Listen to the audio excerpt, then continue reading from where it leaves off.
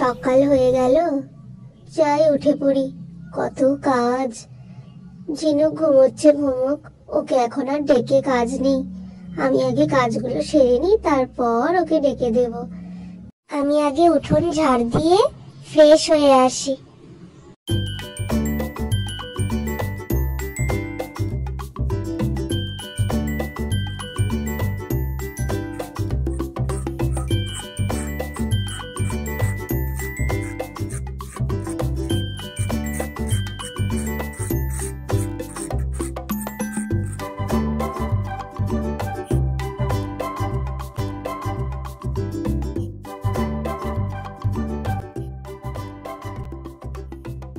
ঝিনুক মা, ওঠ, কত বেলা হয়ে গেল দেখেছিস?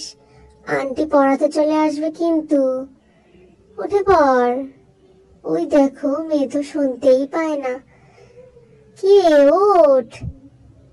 মা আর একটু ঘুমোই না মা, প্লিজ, খুব ঘুম পাচ্ছে। আমি আর একটু পরে উঠি, খুব ঠান্ডা।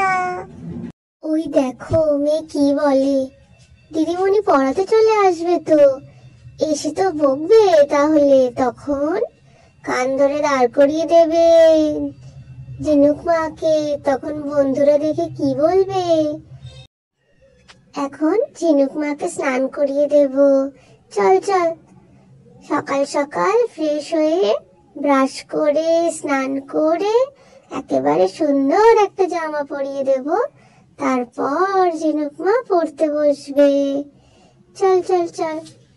মা, জল খুব ঠান্ডা, আমি স্নান করব না।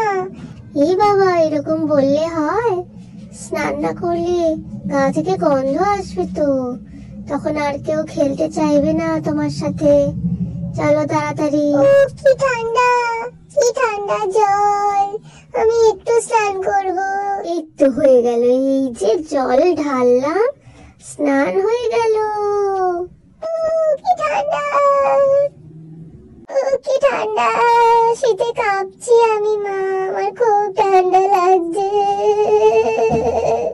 তো এক্ষুনি জামা চেঞ্জ করে দিচ্ছি, একটা সুন্দর জামা পরিয়ে দেব, তখন কি সুন্দর প্রিন্সেসের মতো লাগবে তোমাকে। এই যে পরিয়ে দিলাম, কি সুন্দর লাগছে, ছোট্ট লিটল প্রিন্সেস। ওয়াও, মা আমাকে তো পুরো প্রিন্সেসের মতো লাগছে। আজকে তো আমার বন্ধুরা আমাকে দেখে চিনতেই পারবে না। থ্যাংক ইউ মা, লাভ ইউ। তোমাকে একটা আমি খাই।